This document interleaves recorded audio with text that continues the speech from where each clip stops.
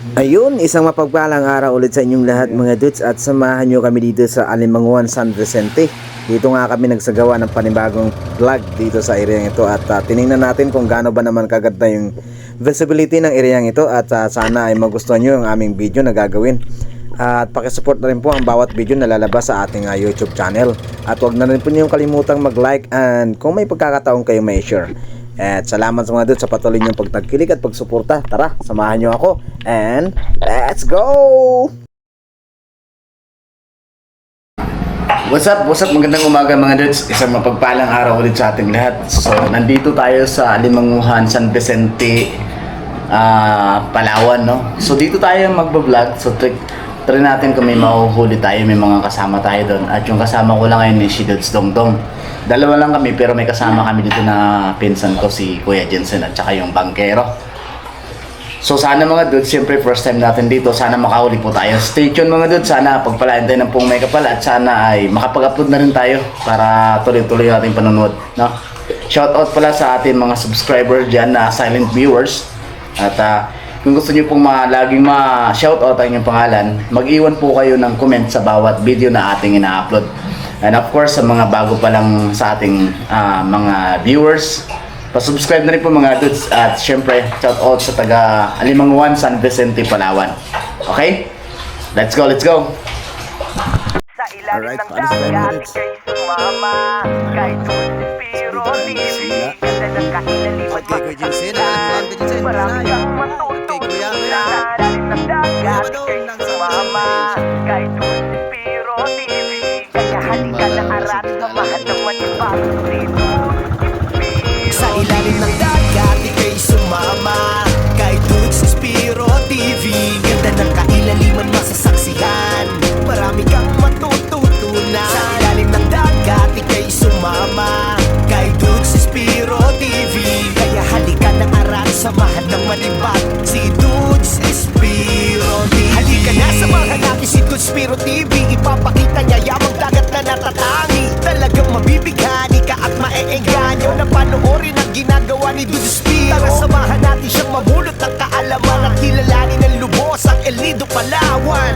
Mga isdang nagagandahan, naglilitawan, likas na yaman ng ating karagatan. Ang maglakbay sa ilalim, baon, husay at galing, asintado sa bawat mga paparati. Iba't ibang mga kaganapan matutunghayan, talagang mag-e-enjoy sa kanyang ginagawa. Nahatwang sa paghuhuli, lahat ay posible. Sa galing niya ay masasabihang ibang klase. Dudes Spiro TV, ating samahan sa kanyang paglalakbay sa karagatan. Sa ilalim ng dagat, ika'y sumama.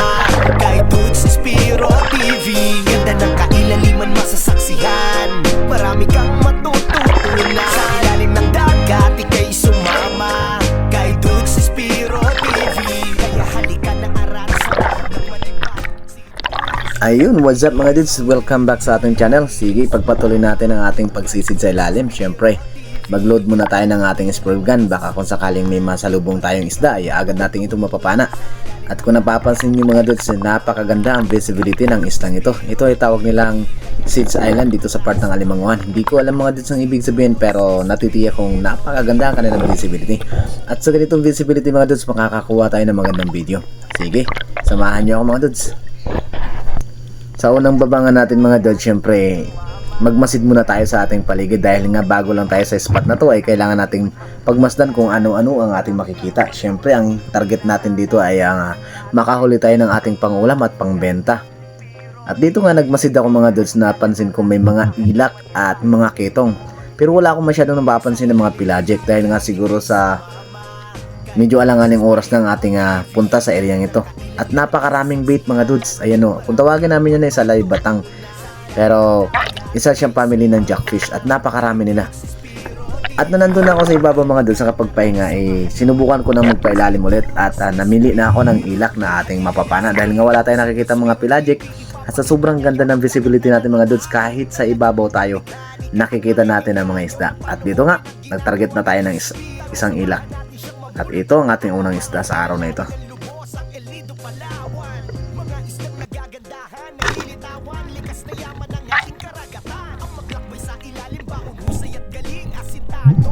At isang ang ilak o drumfish ang ating nahuli sa ating unang pagpana dito sa spot na ito. At ang ilak mga dudes ay napakasarap pang ihaw. Sa galing niya ay masasabihang ibang klase. Dudes Espiro TV ating samahan sa kanyang paglalakbay sa karagatan. Kati kay sumama kay Dudes Espiro TV. Dito mga dudes, pagkatapos natin may secure yung ating nahuling ilak ay nag-rabbit fish hunting naman tayo mga dudes. At alam niyo naman yung ugali ng ilak kapag nabawasan sila ng isa ay bigla na lang silang nawawala. Kaya ito naman ang ating naging target mga dudes ay ang kitong o rabbit fish. Dahil sa dami nila mga dudes ay gusto ko sana magkaroon ng pagtira na dapat dalawa ang tatamaan at naghintay talaga ako ng isang magandang anggulo, kaya naman ito ang aking ginawa.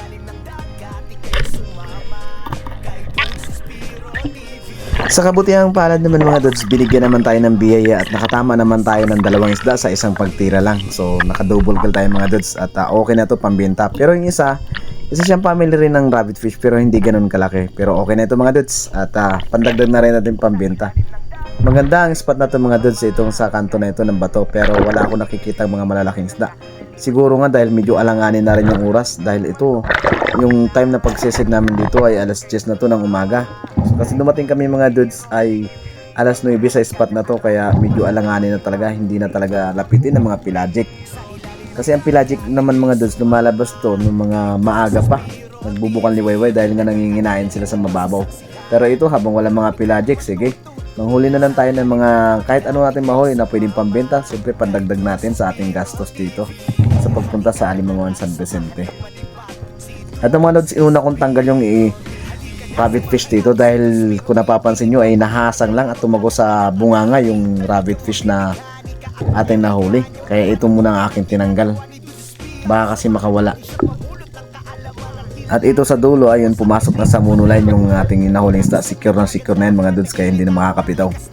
Pagkatapos na natin may secure yung ating nahuling dalawang isda mga dudes ay bumaba ulit ako dahil naghahanap ulit ako ng panibagong target. At dahil nga sa dami ng mga kitong dito ay bumaba agad ako sa ilalim mga dudes at nag-abang baka sakali makadagdag pa tayo ng kitong. Sa sobrang linaw nga nito mga dudes ay kahit sa ibabaw makikita mo sila, pero hindi mo mapapansin na malalim na pala yung ating sinisisiran. Kaya syempre doble ingat din tayo dito. Kailangan din natin na bantayan ang ating sarili na huwag tayong masyadong magpalalim, baka kasi sa sobrang enjoy natin ay malimutan na natin na sumusobra na pala tayo sa ating limit. Kaya syempre disiplina pa rin ang kailangan natin sa ating sarili. Ito nga mga dudes, dahil medyo nakapansin na ng mga ilak na to or mga rabbit fish na mayroon silang kinakatakutan na at nakita siguro nila na may nanguhuli na tayo, kaya medyo hindi na talaga natin sila nahuli dahil nag-inap na sila mga dudes. Pagdating ko dito sa may creek ay nag-fish call ulit ako, nag-ambush baka sakaling may dumaan na pelagic, pero sa tingin ko mga dudes ay talagang alanganing oras na, kaya naman na umangat na lang muna ako at humanap ng ibang pwesto na pwede natin makuwanan pa ng mga rabbit fish. Dito nga sa unahan mga dudes ay bumaba agad ako dahil may rabbit fish na naman ako nakita, kaya naman pag end ko ng aking spear gun, ayun, tinira ko na kaagad at naisecure naman natin yung ating nahuling isda sa araw na ito. Ito ay isang uri ulit na rabbit fish mga dudes. Syempre habang wala tayong nakikitang pwede nating matira na malalaki ay pwede natin itong pagtiyagaan kasi mga dudes malayo pumunta dito, tapos okay na rin ito pambenta kasi may bumibili na rin ito dito sa Alimanguan San Vicente. Makakatulong pa ito kapag bininta natin at makakabawas-bawas pa ito sa ating mga ginastos dito sa area ito. Kaya naman madalas nating pagpailalim mga dudes ay talagang pinipilit nating makahuli kahit anong mahuli natin, basta hindi lang ipinagbabawal at pwedeng ibenta ay atin ang huhulihin. Sayang din man yung ating pagpapailalim kung wala naman tayong isdang madadala sa taas. Pero syempre mga dudes, dahil sa ganda nga ng visibility nito mga dudes, umaasa pa rin tayo na may makikita tayong kakaibang isda o malalaking isda. Pero kung wala naman mga dudes ay pwede naman natin balikan at umangat muna tayo para kumuha ng panibagong hangin para sa ating panibagong pagsisid.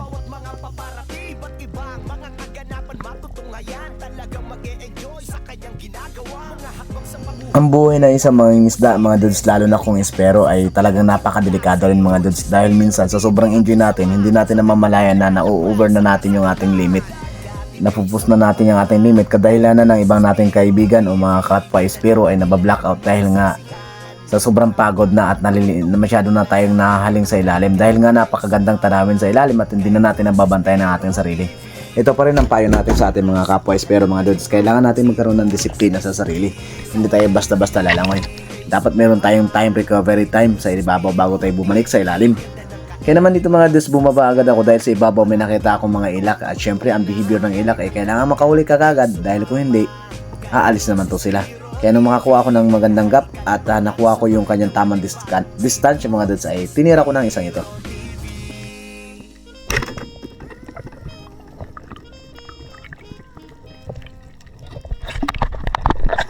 At syempre ayon sa mga legend nating espero ng kanilang mga payo ay kung gaano ka daw tumagal sa ilalim ay dapat daw doble yung inyong recovery time sa ibabaw.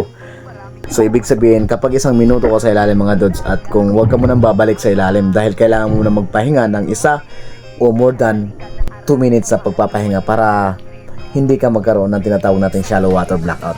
Yan ay payo sa atin ng ating mga legend. Syempre disiplina pa rin sa sarili. Tandaan natin, iisa lang ang buhay natin at huwag natin ipagpapalit sa isda. Dahil meron tayong pamilya naghihintay sa atin. Syempre, bago tayo pumalaot, bago tayo sumisid, huwag natin kalilimutang manalangin at tumawag sa iba sa itaas upang kanya tayong gabayan. Halika na, samahan natin si Dudes Spiro TV. Ipapakita niya yamang dagat na natatangi. Talagang mabibighani ka at mae-enjoy. Dito mga dudes, pagkatapos ko may secure ang ating rabbit fish, ang tamang recovery time ay bumaba na rin ulit ako sa ilalim dahil nag-ambos ulit ako ng pwede nating matirang rabbit fish. At syempre ito, tinamaan naman natin at pandagdag na naman natin sa ating binta dahil napakaraming rabbit fish talaga mga dudes sa spot na to. Sa totoo lang, it's my first time na makita yung spot na to at napakaraming rabbit fish. So nahaling na rin ako manghuli ng rabbit fish mga dudes kasi alam niyo naman na mabenta rin yung islang ito at syempre masarap din ito sa sinigang. Spiro TV ating samahan sa kanyang paglalakbay sa kasagatan. Ika'y sumama. Syempre, another payo naman natin mga dudes sa ating mga baguhang espero pa lang. Kung mayroon tayong lakad sa kinabukasan ay iiwasan natin mga dudes na uminom o mag-consume ng alak gabi bago ang iyong pagsisi dahil nga hindi magiging maganda sa iyong kalusugan lalo na kapag sumisikid ka na nakainom. So mas maganda man rin ipahinga ang sarili bago ang pagsisid. At syempre, huwag din magpapuyat mga dudes dahil hindi rin maganda sa iyong sarili. Tandaan natin na kapag tayo ay sisisid, kailangan kalmado ang ating katawan at relax na relax at wala tayong ibang iniisip para lagi natin nababantayan ang ating sarili. At dito mga dudes sa unahan, may nakita akong coral trout grouper. Ito na naman yung ating target pero hindi naman siya kalakihan pero it's a good size na rin para pambenta. Kaya nung makita ko to ay nilapitan ko na ata, kinuha ko na rin.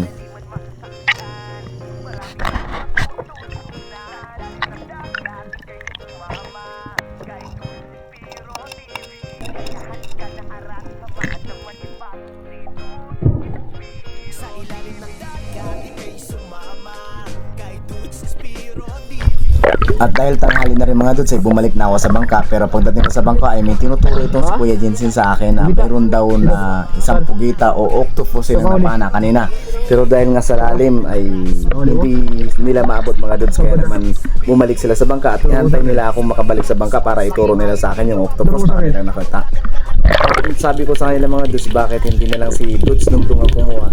Nung tanongin ko si Dudes Dungdung mga dudes ay alanganin siyang kunin dahil medyo malaki na rin daw siya. Malaki na rin daw ang pugita at natatakot na rin daw siyang hawakan. Kaya sinabi ko sa kanila, samahan niyo ako at ako na kukuha sa pugita at papanayan natin para mahuli natin.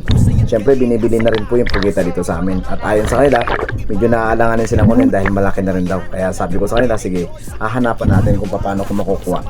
Ang importante lang ay lagi niyong babantayan. Kasi mga dudes ang pugita ay isa sa mga delikadong uri ng lamang dagat. Kasi nga mga dudes kapag malaki na pwede kanyang hawakan at may stock. Meron ding mga na-experience yung ibang mga espero na paghawak pa lang nila sa octopus ay nakakapitan sila at kadalasan ay nakukunan pa sila ng mask. Kaya ang importante dito mga dudes ay dapat may tumitingin sa iyo habang kinukuha mo yung pugita, yung octopus. At syempre nauna naman si Dudes Dungdung sa ilalim. Sinubukan niyang kilitiin mga dudes ang pugita dahil napapanood namin sa ibang YouTube ay ginagamit lang nila ang isang sting at kinikiliti lang nila ang pugita para lang bumabas tapos sinahawakan nila sa ulo. Pero sa ganitong pagkakataon mga dudes hindi na lumalabas ang octopus dahil nga napana na nila. Kaya nung ako naman ang bumaba sa ilalim ay nagbawas ako ng guma sa pana ni Dudes Dongdong. At nung makita ko, kailangan ko lang makita mga dudes kasi yung ulo. Importante yung mapana mo yung parte ng mata para mabilis siyang mamatay dahil medyo malaki na rin ang pugitang ito. Kaya nung makakita ko ng tamang anggulo ay akin ang tinira para mapatay yung pugitang ito.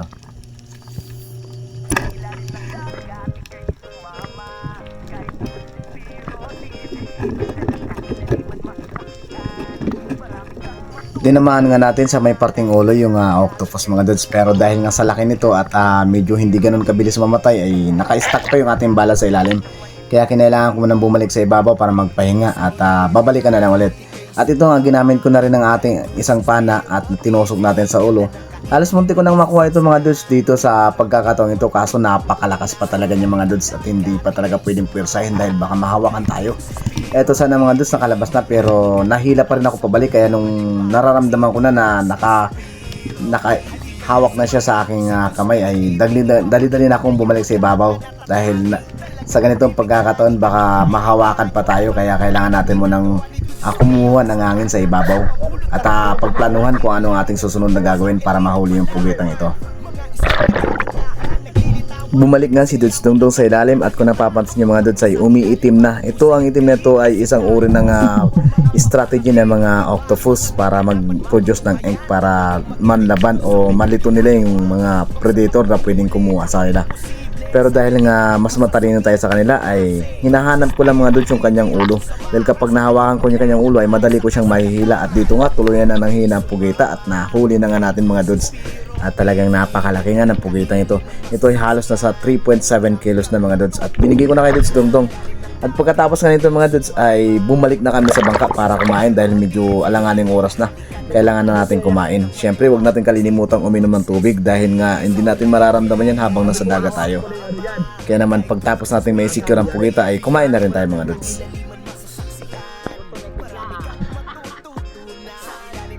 Last na mga idol, kain mo tayo.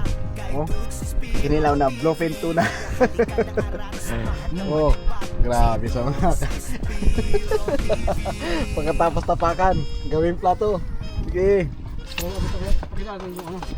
Oh, yung huli natin, oh. Ayan. Tapos yung pugita Manit lang mga idol, manit lang. Oh, yung pugita, pinaghirapan namin mga idol. 3 kilo zero. Ang laki. Tukob-tukob. Kain mo tayo, kain. Kinilaw. Sarap.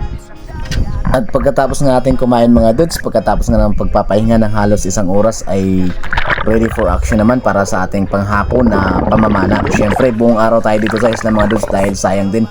Para worth it naman ang ating pamamana ay samantalahin na natin yung ganda ng panahon.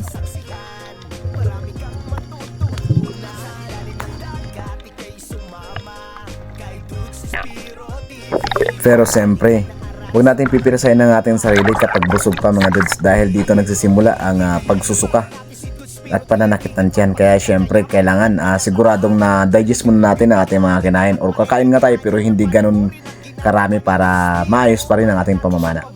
Dito sa ating unang dive mga dudes ay nagmasid muna ako. Yung mga nakikita nyo sa harapan yan ay tinatawag na mga surgeon fish o labahita. Actually kinukuha naman talaga natin yung mga dudes pero bago ko pa yan panahin ay naghahanap muna ako ng ibang pwedeng ma-target natin na malaki-laki sana kagaya ng mga pelagic dahil pahapon na rin.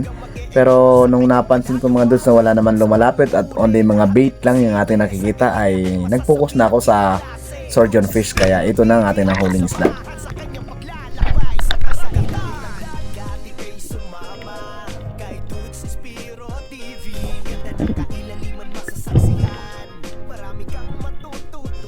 Sa mga previous vlog ko sa El Nido na pinapana ko yung mga surgeon fish, kung nakikita nyo mga dudes, halos mas magaganda yung size dito sa alimanguhan.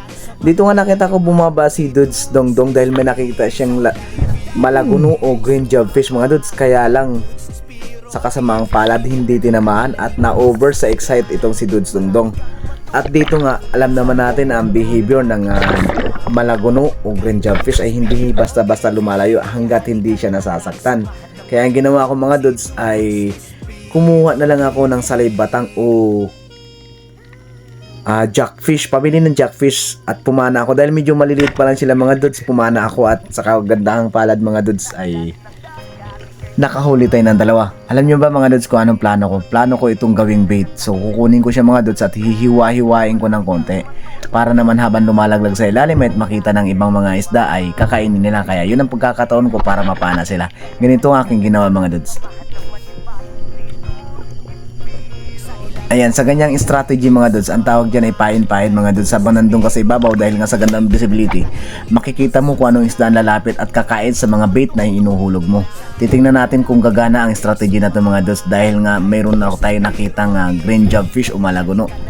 At dito nga mga dudes, gumana nga ang ating strategy pero hindi green jobfish at lumapit mga dudes. Ito ay ang double line mackerel pero malaki na ito mga dudes kaya ito na lang ating napagdiskitan at yun. Tinamaan naman natin mga dudes at malakas talaga yung double line mackerel lalo na pag hindi mo na spine shot or hindi mo na stone shot, talagang magwawala at magwawala. Pero ito mga dudes, sa kasamaang palad nagtiklop yata ang ating flapper kaya naman nakabitaw ang ating double line mackerel o tinatawag nating lanuan. Sayang na yun mga dudes, malaki na rin sana. At dito mga dudes, nakita ko naman yung malaguno o green jobfish kaya binaba ko na lang ito mga dudes, dinali-dali ko ibaba. Nung makuha ko yung tamang gap mga dudes, ito yung nangyari. Naku mga dudes, hindi tinamaan, na overexcite ata ako. Ganon din ang nangyari kay Dudes Dungdung. Nagtitiwala na ako mga dudes na tatamaan ko pero hindi pala, dahil pala sa sobrang linaw ng tubig ay ayun, hindi natin tinamaan. Pero umaasa pa rin tayong makikita natin mga dudes. Eto nga, habang pababa ako may nakita akong puti sa ilalim. Nung malapit na ako mga dudes, isang patay na isda ang aking nakita. At eto na mga dudes, ang pinana ko kaninang double line mackerel. Natanggal nga siya sa ating flapper pero pagdating ko sa unahan nakita ko siya patay na. So ibig sabihin mga dudes, para sa atin talagang isang ito. Lumusot naman ang ating pana sa katawan ng isda ito dahil nga siguro nagtiklop yung flapper ay yun, nakabitaw yung double line mackerel pero hindi nagtagal ay bumigay na rin siya kaya nadampot na lang natin mga dudes. At dito mga dudes, kaya nakita ko yan siya dahil nakita ko nag-aali-aligid na naman itong malaguno sa ilalim kaya tinuro ko dahil planong kainin niya yung double line mackerel nito sa ilalim. Kaya naman nun nagpahinga ako ng medyo matagal-tagal ito mga dudes dahil siya talaga ang pupukusan ko. Syempre kapag matagal kang mag-aambo sa ilalim, kailangan matagal din ang time recovery mo kaya hindi na ako nagpatumpik-tumpik pa mga dudes. Dahil pagkakuha ko ng magandang recovery time, binaba ko na kagad siya dito mga dudes. At dito nagsagawan na ako ng isang magandang pagpaplano. Dahil nga nais nating mahuli yung malaguno ay kailangan nating dahan-dahan lang ang mag-free fall at huwag nating titirahin ng medyo alanganin pa. Kaya naghanap talaga ako ng isang magandang anggulo dahil medyo mailap na siya mga dudes at hindi na halos lumalapit. Siguro na papansin niya na may threat na sa harapan niya kaya medyo nag-aalanganin siya. Ilang beses siyang pabalik-balik mga dudes kung napapansin nyo pero hindi ko halos tinitira dahil hinihintay ko yung tamang distance na hinihingi ko bago siya kakalabitan kaya ito yung tamang nangyari.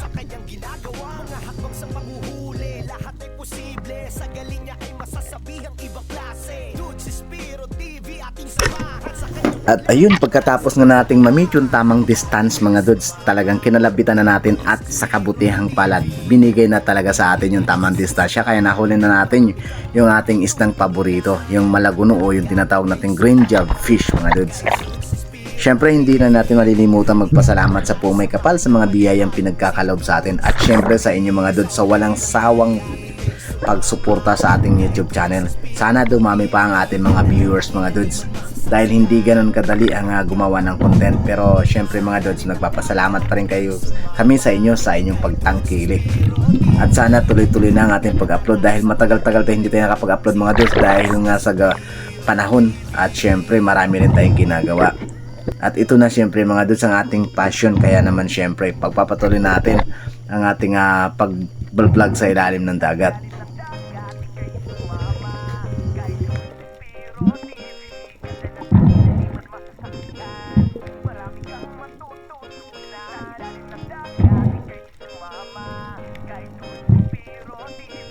At ito na nga ang ating pinakahihintay. Nahuli na nga natin mga dudes ang malaguno. Ito ay isang napakasarap sigangin. At syempre, alam ko naman na may bibili agad ito sa ating mga kaibigan. Dahil syempre nakahuli tayo ng mga laguno at syempre ibibenta na lang natin itong mga dudes dahil marami rin tayo ng ulam nito. At syempre nga pagkatapos nga natin mai-secure yung mga laguno natin mga dudes at medyo hapon na rin ay hindi na tayo namili ng mga kahit anong isda. Ang kinukuha na lang natin ay kahit mga kadlitan o tinatawag na surgeon fish ay pinapanan na natin mga dudes dahil medyo hapon na. Pandagdag na lang natin sa ating pambenta kaya sige, niratrat na natin kahit anong mahuli natin basta hindi bawal at pwedeng ibilhin at pwedeng ibenta. Kukunin na natin mga dudes dahil medyo hapon na.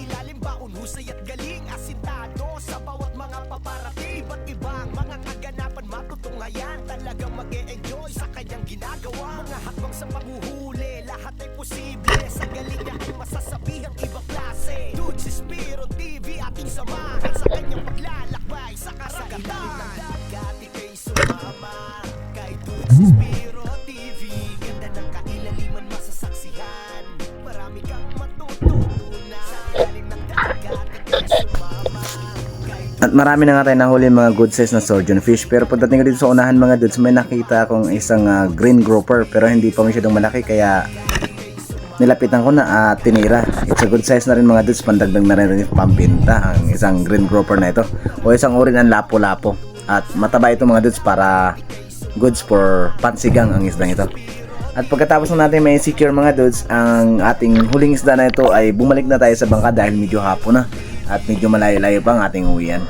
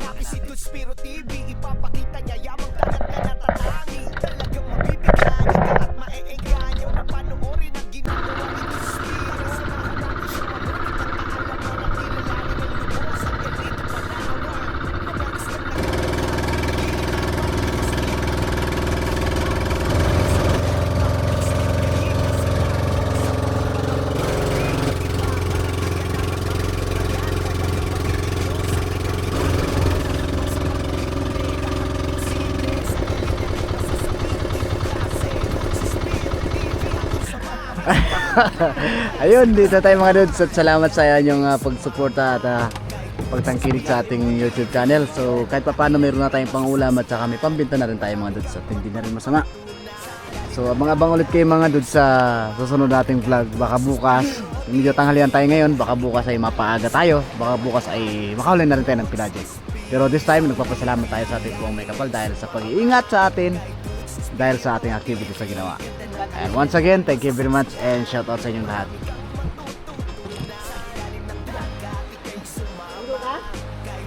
Yes, thank you very much, thank you very much.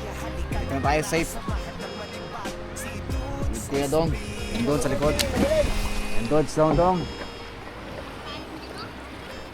Kuya Jensen, andun. Okay. Thank you. Mga dudes. Hindi naman mga pelagic pero boundary na. Bondo na ito, dito pa lang ba? Ayan o. Pugiti. Takuas ang pugiti. Okay. Oh, Ito yung tinatawag ng pusit. Ilang. Sige, lagay. Ay, sa sigira. Oh. Kayo na mag-deliver doon. At bukas, dapat maaga tayo. Yung isla lang dyan sa ano